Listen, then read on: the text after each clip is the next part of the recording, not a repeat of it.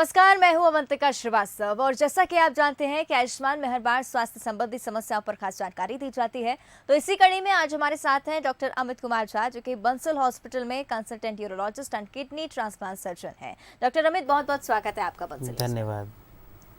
चलिए, तो आज हम बात करने वाले हैं यूरिन ब्लैडर में कैंसर के बारे में। और अगर आप भी इस बारे में कुछ जानना चाहते हैं तो कार्यक्रम के दौरान हमारे नंबर लगातार आपकी टीवी स्क्रीन पर फ्लैश हो रहे हैं, जिनके जरिए आप कॉल कर सकते हैं और सीधे बात कर सकते हैं डॉक्टर अमित से।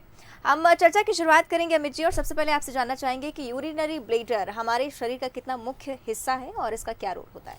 जी, यूरिनरी ब्लैडर जैसा आपके दर्शकों को मैं बताना चाहूँगा। जैसा कि हम जानते हैं कि हमारे शरीर में 2 किडनीज़ होती हैं और वो ब्लड को फ़िल्टर करके जितनी भी गंदगी है वो यूरिन के रास्ते शरीर से बाहर निकालती हैं। तो दोनों किडनी से एक-एक नली आती है और वो फिर ये यूरिन जो है हमारे पेट के निचले हिस्से में, ये पेशाब की थैली जो होती है, यूरिन की थैली, मूत्राशय जिसको कहते हैं, वो एक गोलाकार अंग होता है। उसमें ये दोनों तरफ की जो नलियाँ हैं वो यूरिन को ड्रेन और स्टोर करती हैं। तो ये जो मूत्राशय है ये हमारे यूरिन को स्टोर करने का भी काम करता है और इसके अलावा जब ज़रूरत पड़े तो शरीर से बाहर निकास का भी काम करता है। तो जब भी ये मूत्राशय सिकुड़ती है तभी ये यूरिन जो है हमारे शरीर से बाहर जाता है। अब क्योंकि ये मूत्राशय जो है कई बार 3-3 4-4 घंटे तक हमारे यूरिन के साथ कांटेक्ट में रहता है, तो जाहिर है सारी इम्प्योरिटी के साथ, सारे रसायनों के साथ, यूरिक एसिड, यूरिया, क्रिएटिनिन, इस तरह के जितने भी वेस्ट प्रोडक्ट है हमारी बॉडी के, इनके साथ कांटेक्ट में रहता है। इस कांटेक्ट की वजह से हमेशा मूत्राशय में इन्फेक्शन या कैंसर होने की संभावना रहती है। बिल्कुल, यानी कि मूत्राशय में कैंसर की संभावना होती है। और लक्षण भी समझना चाहेंगे सर आपसे, जब कैंसर जैसे कुछ बीमारी होने वाली होती है तो किस तरह के लक्षण दिखते हैं? जी, तो कैंसर के यूरिनरी ब्लैडर कैंसर के जो कॉमन लक्षण हैं, वो एक तो सबसे बड़ा लक्षण जो है वो तो पेशाब में खून आना है। अब खून जो है वो उसका कोई वक्त नहीं होता। अगर कैंसर की वजह से खून है वो किसी भी वक्त आ सकता है। कंटिन्यूअस भी हो सकता है ब्लीडिंग, या इंटरमिटेंट भी हो सकता है, बीच बीच में आ रहा है, फिर पेशाब साफ आ रही है, फिर से वो आ रही है। पेशाब में खून के थक्के भी आ सकते हैं। तो पेशाब में खून आना एक बड़ा लक्षण है। दूसरा, पेशाब बार बार आना, पेशाब में बार बार यूरिन इन्फेक्शन होना, पेशाब लगी तो रोक ना पाना, जल्दी से जाना, इस तरह के इरिटेटिव सिम्टम्स भी कभी कभार होते हैं। और लास्टली जब कैंसर जो है काफ़ी एडवांस स्टेज में हो जाता है तब भूख न लगना, वज़न का लॉस, हड्डियों में दर्द, इस तरह की चीज़ें एडवांस स्टेज में आती हैं। और जिस तरह से डॉक्टर, और आपने कुछ देर पहले जिक्र किया कि कॉम्प्लिकेशंस इसलिए भी होते हैं क्योंकि इम्प्योरिटीज़ के कांटेक्ट में ब्लैडर रहता है। और क्या कुछ कारण हो सकते हैं कैंसर के? ब्लैडर कैंसर के जो मुख्य कारण है, सबसे बड़ा कारण तो धूम्रपान है। स्मोकिंग किसी भी फॉर्म में हो तो 30 से 40% जो यूरिनरी ब्लैडर के कैंसर हैं वो स्मोकिंग के कारण होते हैं। जो लोग धूम्रपान या स्मोकिंग करते हैं उनमें ये 2 से 3 गुना ज़्यादा पाया जाता है पेशाब की थैली का कैंसर। इसके अलावा जो लोग इस तरह की इंडस्ट्रीज़ में काम करते हैं जिसमें कि कुछ स्पेसिफिक टाइप के रसायनों से उनका कांटेक्ट होता है, जैसे कि बेंजीडीन, बीटा नेफ्थिलामीन, पेंट इंडस्ट्रीज़ में, रबर इंडस्ट्रीज़ में, टेक्सटाइल इंडस्ट्रीज़ में, या हमारे फार्मर्स जो केमिकल्स, फर्टिलाइज़र्स के साथ डील करते हैं, काम करते हैं। तो इस तरह के प्रोफेशन में जो लोग हैं उनको इस तरह के कैंसर जो हैं ज़्यादा पाए जाते हैं। इसके अलावा कुछ केसेस में ये आनुवांशिक रूप से भी होता है। फैमिली की हिस्ट्री अगर रही हो, फर्स्ट डिग्री रिलेटिव हैं, माता पिता भाई बहन किसी में अगर पेशाब की थैली का कैंसर हुआ है तो आपको जो है जनरल पॉपुलेशन के कंपैरिजन में आपको 2 गुना रिस्क ज़्यादा है। इसके अलावा कुछ स्पेसिफिक प्रकार की कीमोथेरेपी होती हैं, जैसे जिनको साइक्लोफॉस्फोमाइड नाम की दवा कीमोथेरेपी के फॉर्म में दी गई है, तो उनसे जो है पेशाब की थैली का कैंसर होता है। या पेट के निचले हिस्से में किसी भी अंग में अगर रेडियोथेरेपी, सेक लगी है किसी और कैंसर के लिए, तो भी पेशाब की थैली का कैंसर होने की संभावना रहती है। इसके अलावा कुछ मेडिकल कंडीशंस हैं, जैसे कि स्पाइनल कॉर्ड इंजरी, जिनको कमर में चोट लगी है, पैरालाइज हो गए हैं, अब पूरे टाइम पेशाब की थैली में नली लगी हुई है क्योंकि वो पेशाब नहीं कर पा रहे हैं, तो ऐसे लोगों में स्क्वामस सेल कार्सिनोमा नाम की बीमारी हो जाती है, जो कि पेशाब की थैली के कैंसर का ही एक टाइप है। इसके अलावा जिन लोगों को बार बार यूरिन में इन्फेक्शन होते हैं, यूरिन इन्फेक्शन लगता तो बहुत साधारण है, लेकिन अगर over a period of time 10 साल तक अगर यूरिन इन्फेक्शन हो रहे हैं, खासकर महिलाओं में, तो उनमें फिर ये पेशाब की थैली का कैंसर डेवलप होने की संभावना रहती है।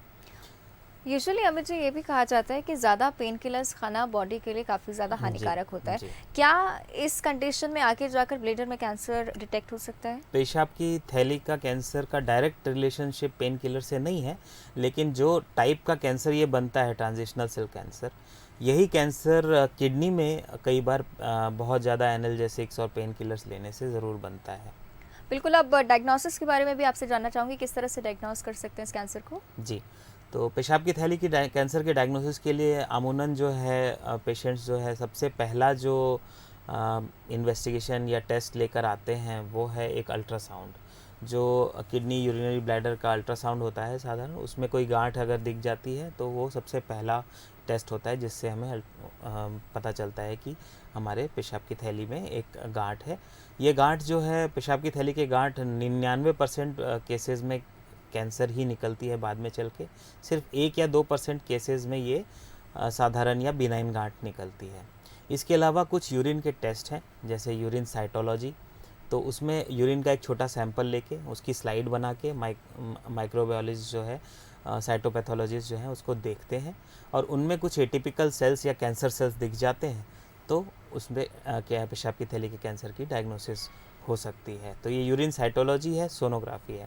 इसके अलावा जो गोल्ड स्टैंडर्ड यानी कि सबसे महत्वपूर्ण टेस्ट है पेशाब की थैली की कैंसर की डायग्नोसिस के लिए, वो सिस्टोस्कोपी है। सिस्टोस्कोपी यानी कि हम पेशाब के रास्ते में दूरबीन डालकर पेशाब की थैली को पूरी तरह से अंदर से एग्जामिन कर रहे हैं वीडियो कैमरा के माध्यम से। तो उसमें जो पेशाब की थैली का कैंसर है वो छोटी छोटी गांठें दिखती हैं, वो जनरली गुलाबी रंग की होती हैं, कई बार उसमें कैल्शियम के डिपॉजिट्स भी होते हैं ऊपर। तो इस तरह से ये डायग्नोसिस होती है। इस तरह की गांठ अगर कोई दिखती है तो ज़्यादातर केसेस में उसमें से एक बायोप्सी ले ली जाती है, यानी छोटा सा टुकड़ा ले लिया जाता है और उसको फिर परीक्षण के लिए भेजा जाता है। परीक्षण के बाद कंफर्म होता है कि ये पेशाब की थैली का कैंसर है। लास्टली जो ये है लास्ट जो टेस्ट है जिसमें हम स्टेजिंग करते हैं पेशाब की थैली के कैंसर की, वो सीटी स्कैन है। सीटी स्कैन में हमें एग्जैक्ट स्टेज पता चलता है कि ये किस स्टेज में ये कैंसर है। जी, आप बिल्कुल, आपने डायग्नोस किया कैंसर को। अब ये जानना चाहूँगी कि कैंसर यूजुअली इसलिए लोग डरते हैं क्योंकि लास्ट स्टेज पर जब पहुँचता है तो उसके इलाज संभव नहीं हो पाता है। क्या ये वाला कैंसर क्योरेबल हो सकता है?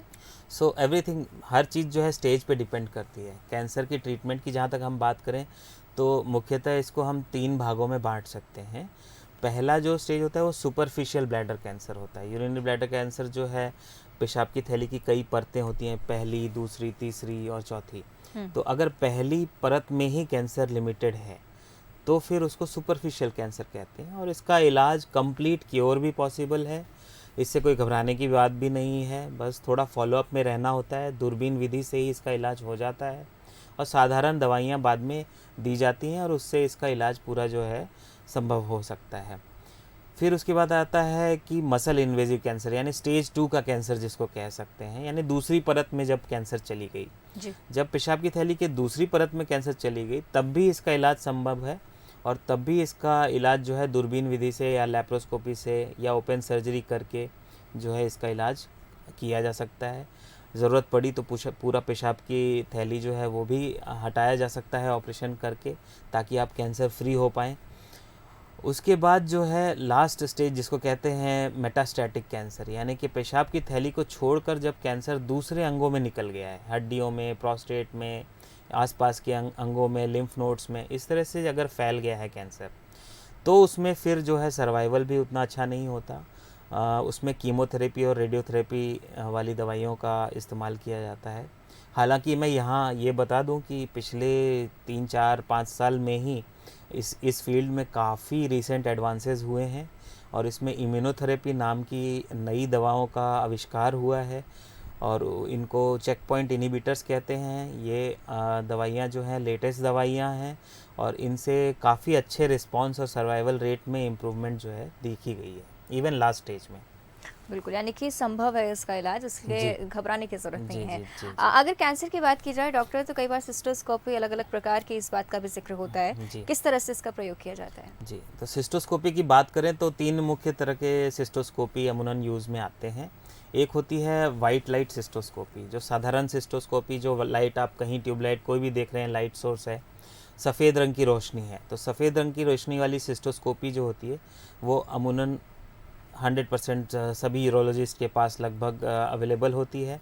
उसमें हम दूरबीन पेशाब के रास्ते दूरबीन डालते हैं और उससे अंदर पेशाब के रास्ते को पूरा एग्जामिन करते हैं, पेशाब की थैली को एग्जामिन करते हैं। अगर कोई गांठ दिखती है तो उसकी बायोप्सी लेते हैं या उसको पूरी तरह से निकाल भी सकते हैं। तो ये तो वाइट लाइट सिस्टोस्कोपी हो गई। इसके अलावा एक ब्लू लाइट सिस्टोस्कोपी होती है। ब्लू लाइट सिस्टोस्कोपी में हम पहले एक स्पेशल दवाई देते हैं, हेक्सा अमीनो लेवुलिनिक एसिड उसका नाम है। ये दवा देने से और उसके ऊपर जब हम ब्लू लाइट इस देते हैं ये दवा देने के बाद, तो ट्यूमर जो है वो लाल रंग का दिखता है। तो ऐसा देखा गया है कि वाइट लाइट के कंपैरिजन में ब्लू लाइट सिस्टोस्कोपी में 30% और ज़्यादा ट्यूमर्स जो हैं पेशाब की थैली के, उनको आइडेंटिफाई किया जा सकता है, उनकी पहचान हो सकती है और उनको ट्रीट भी किया जा सकता है। इसके अलावा तीसरी जो वैरायटी है सिस्टोस्कोपी की है वो नैरो बैंड इमेजिंग है। इसमें एक स्पेशल ब्लू ग्रीन वेवलेंथ की लाइट जो है पेशाब की थैली में डाली जाती है और उसमें जो भी वैस्कुलर स्ट्रक्चर है, कोई भी ट्यूमर है बॉडी में, वो वैस्कुलर स्ट्रक्चर यानी उसमें खून की सप्लाई बहुत ज़्यादा होती है, तो वो ट्यूमर जो है भूरे रंग का दिखता है। तो ये बस तकनीकी एडवांसमेंट्स हैं जिनसे हम ज़्यादा से ज़्यादा पेशाब की थैली के कैंसर्स को डायग्नोस कर सकते हैं, पकड़ सकते हैं जल्दी अर्ली स्टेज में। बिल्कुल। और इलाज की अगर बात की जाए तो दूरबीन विधि का आपने कुछ देर पहले जिक्र किया, ये विस्तार से जानना चाहूँगी। जी, तो दूरबीन विधि की जहाँ तक बात करें तो इसमें सबसे पहला ऑपरेशन जो है वो TURBT होता है, transurethral resection of bladder tumour. ये जैसा कि मैंने बताया सुपरफिशियल ब्लैडर कैंसर में और even muscle invasive bladder cancer में डायग्नोसिस के टाइम पे इस्तेमाल में लाने गए वाली तकनीक है। इसमें एक स्पेशल इंस्ट्रूमेंट पेशाब की रास्ते से पेशाब की थैली तक पहुंचते हैं हम, और उसमें एक गर्म वायर लूप से जो भी ट्यूमर है उसको उसकी चिप्स काट काट के जो है उसको कम्प्लीटली जो है रिमूव कर दिया जाता है। इसमें शरीर में कोई चीरा नहीं लगता है। 1 से 2 दिन तक आप एडमिट रहते हैं हॉस्पिटल में और इसमें कंप्लीट रिकवरी जो है ज़्यादातर केसेस में पेन फ्री तरीके से हो जाती है। तो ये पहली दूरबीन की विधि है। दूसरा जो है, जब सेकेंड स्टेज में जब ब्लैडर कैंसर पहुंच जाता है तो लैप्रोस्कोपिक विधि से पेशाब पेट के रास्ते में 2-3 छोटे छोटे छेद बनाकर पेशाब की थैली को कम्प्लीटली डिसेक्ट करके यानी अलग अलग करके सराउंडिंग अंगों से अलग करके और उसको शरीर से बाहर निकाला जा सकता है। इस ऑपरेशन का नाम रेडिकल सिस्टेक्टमी होता है। ये पेशाब की थैली के कैंसर में किया जाता है और इसमें पूरा का पूरा पेशाब की थैली जो है आसपास के लिम्फ नोड्स के साथ इनको शरीर से बाहर निकाला जाता है ताकि पेशेंट जो है कैंसर फ्री हो सके। तो ये 2 मुख्य पद्धतियां हैं जिनमें जैसे दूरबीन पद्धतियां हैं जिनसे पेशाब की थैली का कैंसर जो है ट्रीट होता है।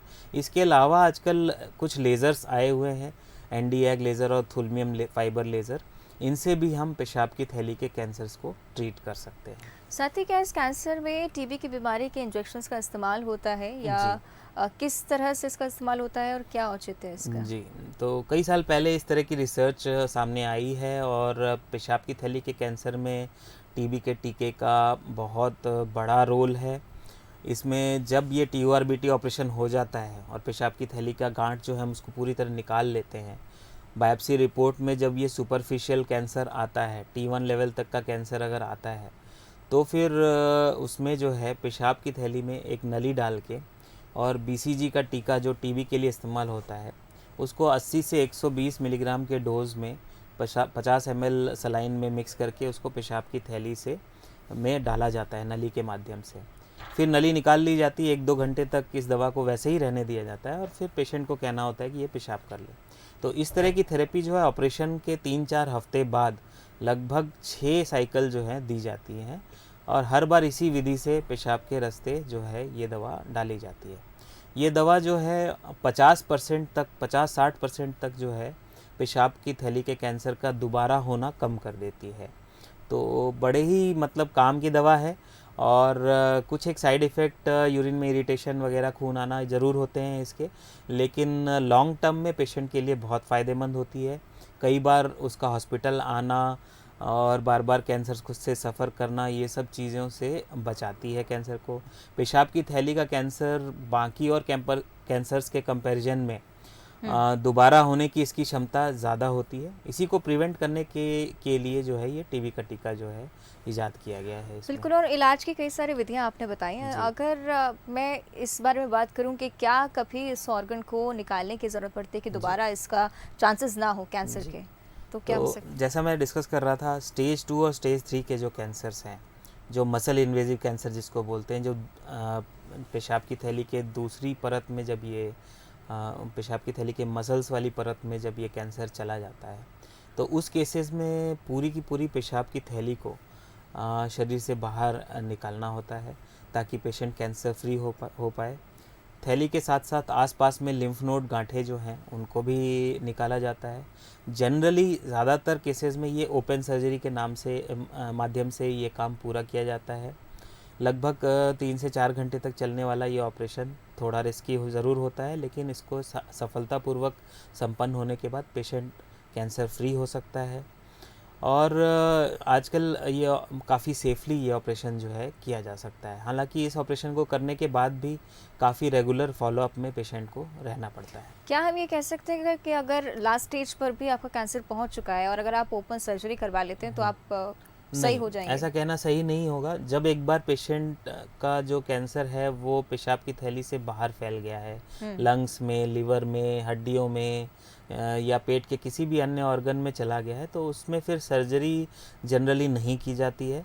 उसमें दवाइयों के माध्यम से, कीमोथेरेपी के माध्यम से और अब इम्यूनोथेरेपी के माध्यम से उसका उपचार करने की कोशिश की जाती है। और जिस तरह से आपने ओपन सर्जरी के बारे में बताया, अगर इसके बाद के कॉम्प्लिकेशंस की बात की जाए कि मूत्राशय अगर निकाल दिया गया है तो आगे यूरिन में क्या दिक्कत आ सकती है? जी, तो मूत्राशय जब निकाल दिया जाता है तो हमारे पास किडनी और उसकी दो ड्रेनिंग नलियां हैं वो बचती हैं। तो जनरली इसको जो है इन दो नलियों को हमारी छोटी आंतड़ी के एक छोटे सेगमेंट को निकाल कर, लगभग 20 सेंटीमीटर का आंतड़ी का सेगमेंट होता है, उसमें एक तरफ तो ये दोनों नलियां जोड़ दी जाती हैं और उस आंतड़ी का दूसरा जो हिस्सा है वो पेट से बाहर निकाल दिया जाता है और उसमें एक थैली जो है स्पेशल कोलोस्टमी बैग होती है उसको लगा कर रखना होता है। तो उसके थ्रू जो है ये सारा यूरिन जो है ड्रेन करता है।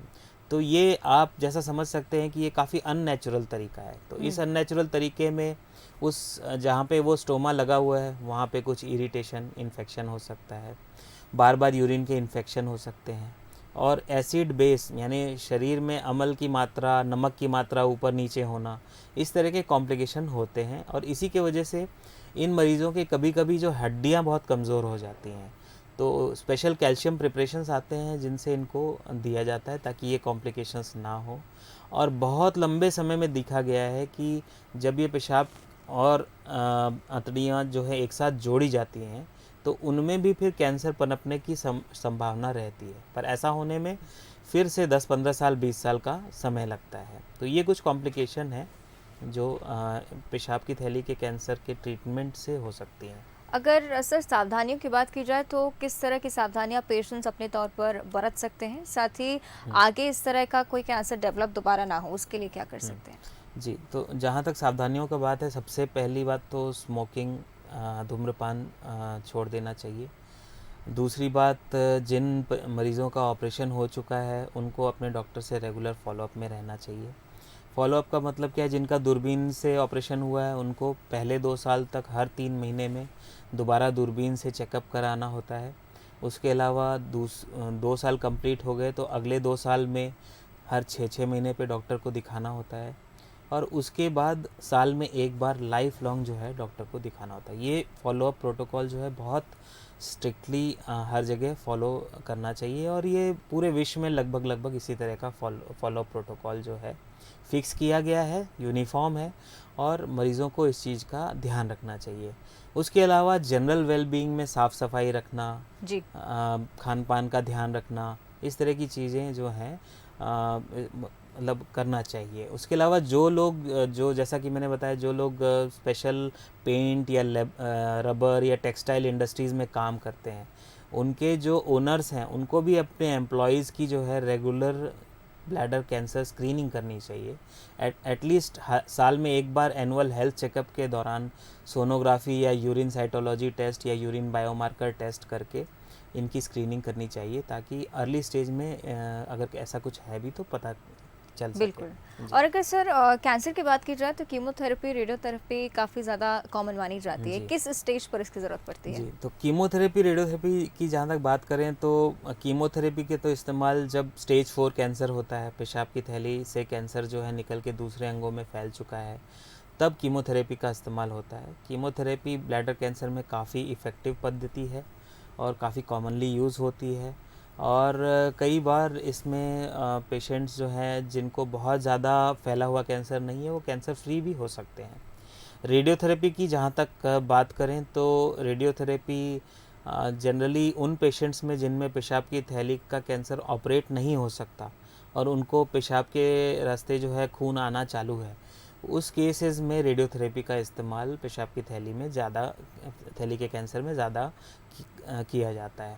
साथ ही कुछ एक नए प्रोटोकॉल्स हैं जिनको ब्लैडर प्रिजर्वेशन प्रोटोकॉल कहते हैं, जिनमें कि पेशाब की थैली को ना निकालना पड़े और पेशाब की थैली का कैंसर ट्रीट हो जाए।